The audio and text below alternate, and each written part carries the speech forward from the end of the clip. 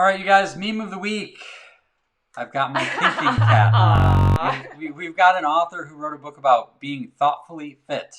So that's appropriate. I'm embarrassed to tell you how long I spent looking for memes today. I'm like, this is my thinking and thoughtfulness? Yeah, I'm like, on one hand, this is amazing because this is my job. But on the other hand, I'm like, why is this taking can't so I long? find You a should good... just ask Darcy. I bet she'd have some. She probably does. I know. But they're just like, that's... So this was pretty good. I like this one, the thinking cat. Thinking cat. Got my thinking cat on. So we are very excited to have Darcy Luoma with us. This is going to be great. So Darcy served as the director of United States Senator Herb Kohl's office for 12 years. U.S. Senator. Right. Before launching Darcy Luoma Coaching and Consulting, where she and her team have worked with more than 500 organizations, 48 industries, those aren't even the most impressive numbers I'm about to tell you, to create high-performing people and teams by solving their people problems. Nobody has those, right? I don't. Well, Darcy has a double major in German and mathematics. That's cool. The only time she uses these skills is when trying to double a recipe for German Black Forest cake.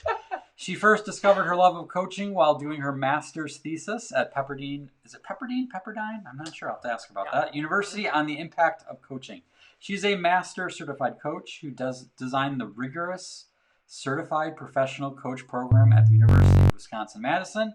Now serves as the director of training. She was honored to be voted Madison, Wisconsin's favorite coach 4 times. Does not surprise me. And that isn't even the most exciting number I'm about to tell you. It might be this one. Darcy is in her 23rd season of doing triathlons of every length, including a full Ironman. Darcy! What? I don't even know what to say about that. I have to go work out right now. Her lifetime love of being physically fit for the body created the spark for her model of being thoughtfully fit for the mind. When she isn't training her body or mind, she loves spicy chai lattes, afternoon naps, and yin yoga. But her most important and most challenging role is being mom to 2 energetic and spunky teenage daughters who somehow convinced her to get a 90-pound foster dog to ensure their COVID quarantine didn't get boring. In the past year, they've now had 8 fosters. That might be the most impressive number. I don't know. That's awesome. Well, she's the author of the book Thoughtfully Fit, Your Training Plan for Life and Business Success, and she's here today to help you be thoughtfully fit. Join us in welcoming Madison's favorite life coach and professional yoga napper, Darcy Luoma. How are you, Darcy? I'm right next to you guys. I need more of you in my life. Well, you have a lot of foster dogs, so that's probably keeping you busy. Maybe you can foster us. That would be. We could do that. That would be perfect, and that meme was perfect. Good. I'm glad my hours of research. How much time did you spend Too much. on that? I was so mad. I was mad. I was like, ugh. When you cross that line, it's like, I've now spent too much time on this. I was like, I could just not have it, and I'm like, no, now I have to have it for sure. So this is such an you can't give up now, right? No. Now it has to be good. There's pressure, you know. But we are so honored to have you here on the show. This is hot off the presses. Tell us about the book. Tell us about Thoughtfully Fit. I can't wait to hear your explanation of this because I've been reading it and loving it, but I want to hear it from your words. Oh, thank you so much, Kim and Jason. I am so honored to be here. You have been my role models, and I've wanted to be you since the first time I saw you speak. And so it's truly a privilege to be here. Thoughtfully Fit, like you led the way, showing how it's done, being a speaker, being an author, speaking, from your heart, being vulnerable, putting out in the world in your book what it is that provides hopefully some inspiration and hope.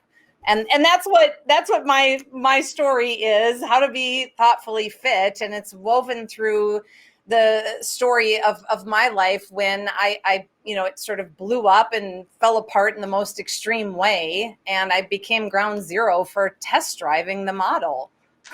Well, I love the idea, and I'm sure we'll get to that. Like the idea, we spend a lot of time, or maybe not doing it, but thinking about being physically fit, right? That's a focus that people are always thinking about. But like the mindfulness, the thoughtful side of things is really intriguing to me. But you you brought up the crisis. Like what?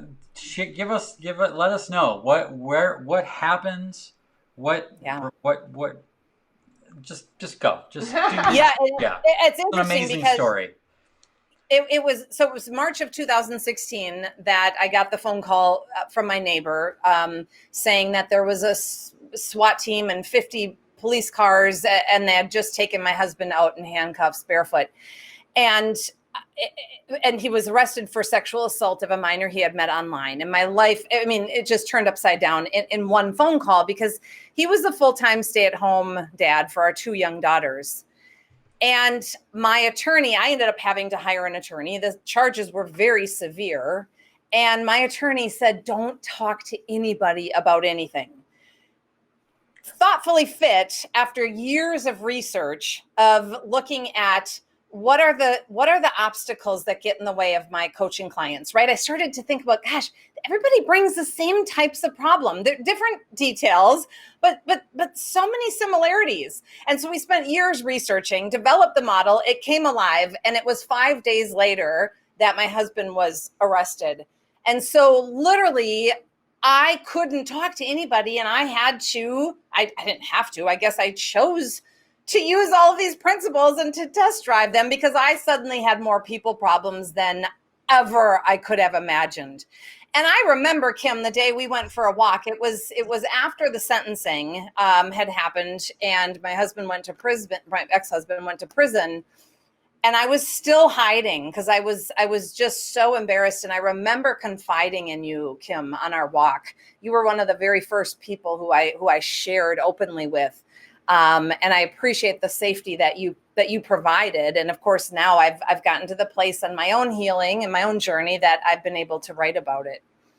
Well, it's a beautiful, it's weird to say beautiful story, but it is a beautiful story, the way you tell it throughout the book and kind of show how the model was applied step by step based on the different challenges you were coming up with. I mean, or faced with, and then you kind of took us through the journey of that time in a very real and honest way. And I appreciate that, because although maybe the details of your story are unique to your family and your situation, everyone goes through what you call Mount Crisis. And I love that. And you actually tell this really cool story at the beginning that I was telling Jason all about when I was reading it, of like, she was trying to climb this mountain. And I don't want to do any spoil alerts, but you and Nancy and that excursion where you were doing something very physically demanding years prior, and the metaphor of that physical journey and how you brought that into this thoughtful journey. So I don't know if you have anything to share about that, but I loved that so much. And I'll just sort of underscore what you opened it up, Jason, saying, like, you know, when you're physically fit, it takes training. You have to practice. You can't just wake up and decide I'm going to run a marathon, right? You have to be consistent and train and practice. It's the same with being thoughtfully fit, right? You don't all of a sudden get yelled at by your boss and you handle yourself beautifully if you haven't really been practicing. How do I pause in this moment and think before I act or overreact and say something that I'm going to later regret? Right. I'm curious, is there an example, because you walk through your story and what happened and some of the details and stuff. And I think what's interesting about that is, like, even if, you know, hopefully there's not a lot of people watching is like, oh, that totally happened to me too. Like, I'm sure there are some, but like, what's interesting to me is that there's a great line that within the specific is the universal. And so you being very specific about how you were feeling and what you went through, like, there's something about that people can put themselves into the feeling and relate to, like, I know when I felt like that, you know, even if it's a completely different circumstance. And what I'm curious about is there a particular moment of your story that you were able to, that because of the thoughtfully fit model, you were able to get through, that you maybe not sure if you would have, but it was like that was a big catalyst, like that helped you in that moment. Can you think of an example, a specific There one? were so many. So I'll give one example. I could give so many, but when my husband was arrested, my daughters, it became clear that the story wasn't going to have a short news cycle and go away. And because there were more victims, and it was on the nightly news and in the newspaper every day. So I sent my daughters to Minnesota to live with my sister, thankfully, so that I could buy some time to like figure this nightmare out and also to protect them. And so they came back for a weekend a couple of months later, because my daughter had a dance recital and she really wanted to do it. And so I said, are you sure? And we talked about it. So I drove to Minnesota, picked her up, brought her to this Saturday dance recital. And I was nervous because I had not seen anybody in 2 months, and now I've got my 2 daughters. We're out in public. And so we sit down and there's 3 seats and we're on the aisle. And when my young daughter, she's, 3 or 4 dances before hers, she has to go up behind the curtain to get ready and get her, herself all set. So there's an empty seat on the aisle. And right when her performance was starting, another mom who I had not seen since my husband's arrest came and sat down. Now, my other daughter was sitting on the other side of me, and she leaned over as the curtain's opening and my daughter's dancing. And she said, Darcy, did you have anything to do with this? Okay, in that moment, you guys, I wanted to just scream. So first of all, like, how rude. My daughter's up there, my other daughter's here, right? And this model, Thoughtfully Fit, isn't about handling yourself about perfectly, and it's not about not having those knee-jerk reactions, but it's about pausing in the moment to notice your thoughts, right? When your thoughts are sabotaging and you don't notice and recognize them, they leads to sabotaging actions, right? And so in that moment, literally, I did the pause pinch, which is what I've taught myself to do, and took a breath to think, okay, what do I need to do right now so that I can get back to watching my daughter, right? That's all I had in mind. And I just leaned over and I said, oh my gosh, I'm so grateful you had the courage to ask. And I didn't have anything to do with this. I didn't know about it. It's nice to see you. And I'm so excited to watch my daughter. Yes. Sorry. Right. And in that moment, I was really working hard to access compassion that she came to me. She didn't just talk about me around me. Right. And maybe it wasn't the best time and in the best way, but she's human too. She hadn't seen me. So I think that's just one little example. Right. Well, and the thing I appreciate about this whole premise, just personally, is it has to do with emotional intelligence and communication and people problems and self-identifying your emotions and all this. And we talk about this all the time. I mean, this is our messages are quite parallel, even though they're very different, the idea of how few people work on this. So I am so excited this book is in the world because we see it in the consequences of people not being lack thereof, and just how stark it is when you see the model to be able to say, oh, it really is simple. There's a core premise. Can you tell us about that core? You started to talk about it, but that's a huge beginning step. When you're thoughtfully fit, like at the core, you are able to identify your choices and focus on what you control, right? And and that really helps you to put your energy where it's going to make the most difference. You always have a choice on where you put your energy. And if you're putting in your energy on something that you're annoyed at, that you don't control, you are not able then to get back to doing what you love and what you do best, because you're over there, right, dealing with all that. And also handling the mess that you made when you didn't pause to think in the moment and you overreacted, right? And so that's the core of being thoughtfully fit. And I'll tell you, because of practicing this and really working hard to be thoughtfully fit through this crisis, I feel like when you guys launched the Wonder and Whimsy Society, I was at a place where I'm like, oh my gosh, I'm ready to have some fun. I'm ready to be playful. I'm ready. And mean, life was really hard and miserable for years. And so to me, that's also the core is like when you handle yourself thoughtfully, you can get back to doing what you love and or be playful, right? That resiliency is much more attainable, maybe quicker, get up faster, that concept. So yes, Darcy is a founding member of our Wonder Whimsy Society, which we're so honored to have you. And I know you've been doing the challenges with your daughters, which is really cool. Hopefully that's provided some inspiration for you guys to add more. Oh, it's fantastic. Yeah. They love you guys as much, maybe not as much as I do, but... So here's a question. I really appreciated too how the book kind of towards the beginning talked a lot about coaching and what is coaching. And honestly, even someone who, is kind of in the self-help realm, I learned a lot about the industry. So that was really kind of neat. And, as one of America's leading coaches, how do you continue to grow and learn? How do you find, what do you go to keep yourself on top of your game? I'm kind of addicted to self-help and leadership books and watching YouTube video, right? I can't help it. I almost always have my own life coach. I still have a therapist who's helping me process all of this. I mean, I see her regularly. I also hire speaking coaches I really want to be someday as good as Jason on the stage. And so I'm always working with coaches and then, going to conferences, going to NSA conferences and ICF coaching conferences and just trying to invest in my craft and try to keep learning from those who have gone before and keep growing. That's awesome.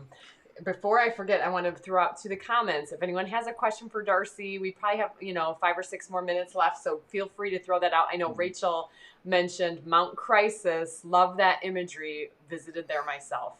So I think there is something about this story, like Jason said, Darcy, that it's specific to you, but the way you share it so honestly, you can put yourself in those shoes and say, or maybe even prepare for maybe a Mount Crisis that might be coming, right? Even if you haven't climbed it yourself. Yeah, and also, the concepts can be applied to the tiniest.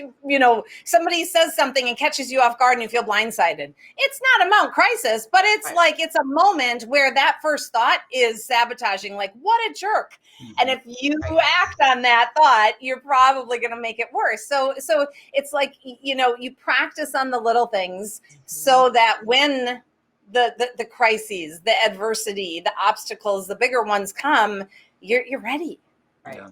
And this is obviously not just for people who are personally going through a difficult time. This is, like leaders, people in their workplaces that like maybe have the, people that they're leading and people, the colleagues that are challenging, right? This kind of applies to wherever people are at, right? Board. It really does. And that's one of the things I tried to do in writing it is to build in some case studies that also reflect on those obstacles that we deal with in our professional life, right? Whether it's dealing with a difficult coworker or colleague or vendor or trying to build trust on a team, trying to figure out how to have a really difficult conversation in a way that makes it better instead of makes it worse, right? So it really is designed to help you personally and professionally. Well, that's kind of what we talk about with adultitis, right? Mm-hmm. How many times is adultitis kind of caused by the people problems? And not that we don't have our own self-challenges, but I think there is a lot of the outward relationship stuff that you're dealing with where it's like, oh, if it wasn't for my coworkers or, these parents that I work with or whatever, Damn people. People! You help us love people again, Darcy. You help us love people. Yeah. I love it. We do have a quick question from Paul. You want to throw that out? Well, yeah. Paul says that he is an ICF coach too. Did you say Darcy is an MCC, a great accomplishment? So, yeah, that is. What's ICF stand for? I don't know what ICF is, but I know that she's a master certified coach. Okay. Yeah, and it's International Coach Federation. So it's the professional association, and they have different levels of credentialing. And Paul, thank you. that was the hardest thing to get that credential. There are, I think, 3.8% of the coaches in the world who have it, and there's a 92% failure rate. It was really hard. So I'm just honored, Paul, that you're a fellow coach and you know that was a mountain to climb in itself. Well, okay, so I just have to know out of my own curiosity, like I'm thinking of like boxing match, like push-ups, like what are they testing you on as a coach? Like what is the gauntlet that you have to go through for something like that? Is it essays? Right. Is it like how do you respond to challenges that people throw at you? What does that involve? There's several pieces. So there's a knowledge and a skills exam that's 155 questions. So you have to know the 8 core competencies, and you have to have studied the ethics. There's a lot to know about ethics in coaching. Mm-hmm. That is the sort of science of it. Then there's the art of it, where you have to submit 2 recordings of yourself coaching somebody at that master level. And you would not realize if you have any inkling of advising, teaching, giving advice, solving, brainstorming, you fail. If you're a master certified coach, you're holding the other person as the expert, and you are asking questions, mirroring back what you're hearing. And that's hard to do, right?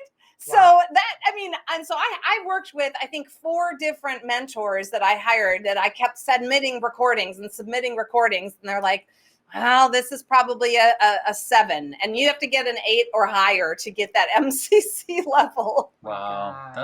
That's pretty rad. Is there a firewalk involved at all? It felt like it. Yeah. Well, and you're a CSP too as well, right, Darcy? Yes. Okay, so this girl's got letters, a certified speaker professional, which is not easy to get also. So this girl, I tell you, you just keep adding letters. We're not going to be able to see your name, just have all these. It's going to be a really long business card you're working on there. The next challenge is for me to really embrace playful. I mean, that is something that doesn't come easy for me to go study and work hard and hire coaches and that this is what's harder, to just be playful and to be present and to find the ways to escape adulthood.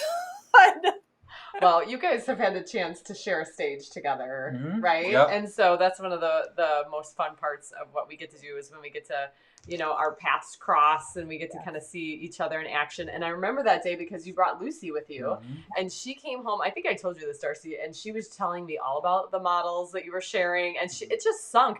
And I think that told me something because she was probably about 11 at the time, maybe 10. And might have been 9. Yeah, because she's 12 now. Remember COVID stole the entire 18 months of our life? Oh yeah.